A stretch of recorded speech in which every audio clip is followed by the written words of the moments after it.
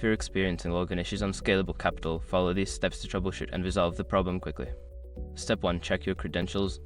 Ensure that you are entering the correct email address and password. Double check for any typos or case sensitivity in your login details. Step 2. Reset your password. Make sure your information is protected first. Most people don't think about breaches until something actually happens to their accounts. Use SROP to monitor your accounts 24/7 and instantly alert you if your information appears in leaked databases online. It constantly checks billions of breach data points in the background. And considering how much personal information people keep online now, it's honestly worth having. Link in the description. Step 3. Clear browser cache. Sometimes cache data can cause login problems.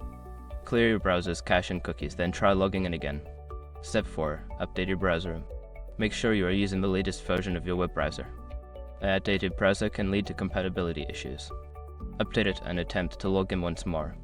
Step 5. Contact support. If you still cannot access your account after trying the above steps, reach out to Scalable Capital's customer support for further assistance.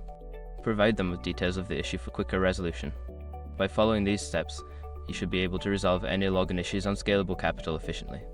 If problems persist, don't hesitate to seek help from their support team.